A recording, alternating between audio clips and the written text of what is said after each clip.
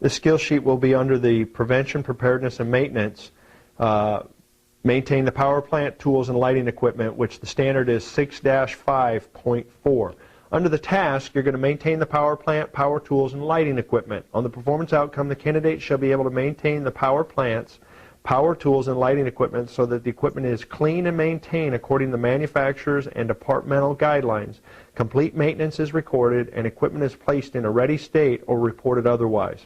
Under the conditions, given the appropriate tools and manufacturer's instructions, the candidate should demonstrate the ability to, number one, inspect the power plant, power tools, and lighting equipment to ensure they are in a ready state. 2, start and operate power plants, power tools, and lighting equipment. 3, select the correct tools used for maintaining power plants, power tools, and lighting equipment. 4, follow the guidelines for maintaining the power plants, power tools, and lighting equipment. 5, complete all applicable recording and reporting procedures according to the local agency criteria. Number 6, report out-of-service equipment according to local agency criteria.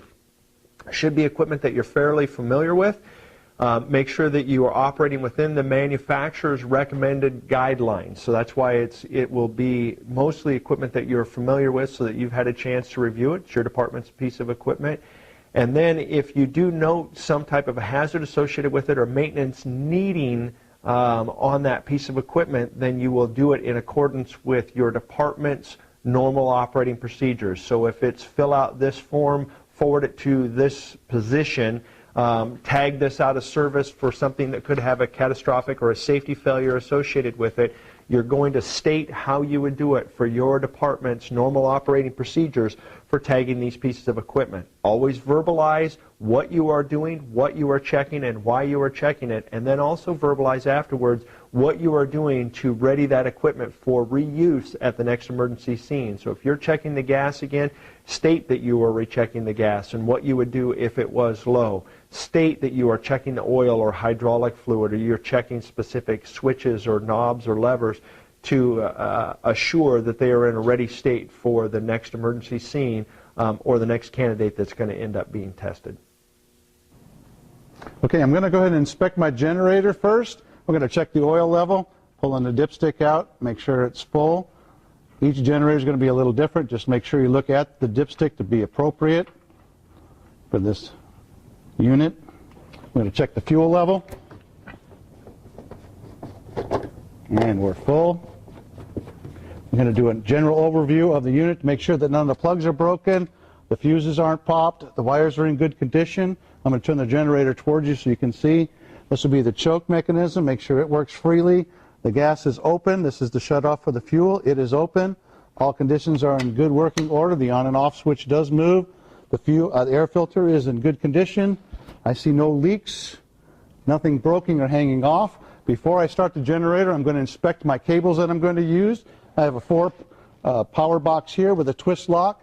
I'm going to inspect the twist locks, make sure they're not bent, the cable's in good condition, no obvious physical damage. We have another extension cord, a regular household, 3-way with a grounded plug. I'm going to also inspect all of that cable, make sure it's in good working condition and not broken. And before I start, I'll check my light. I have a 500-watt quartz light. It's a little dusty and dirty, but we're okay there. The bulb looks good. It has not been touched.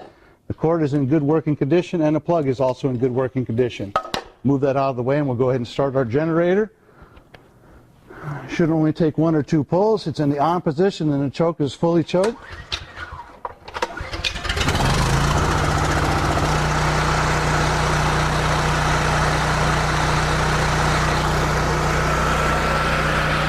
Now that the generator is running, I will use my twist lock plug. Put the twist lock in the twist lock section. Turn it to lock. Plug in my quartz light. I heard the generator move down. I do have light. I won't shine it at you. We're going to check the whole unit, make sure we're not dripping any oil anywhere or any fuel spilling out. And we are in an open atmosphere, so we don't have any exhaust hurting us. Once it's all done, we're done with the unit, we'll unplug it. Twist lock. Come back over, shut the unit off. Then once again, we would check the fuel to make sure that we didn't use up the amount that is in the tank. So we are full for the next use, that the oil's good.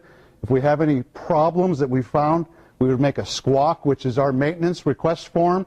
And if it is out of service, we find something catastrophic on the rig, we would put an out of service tag on it and give that to our maintenance manager. And also we'll check and make sure that the lights get cleaned up a little bit and the cord's maintained back in the proper condition.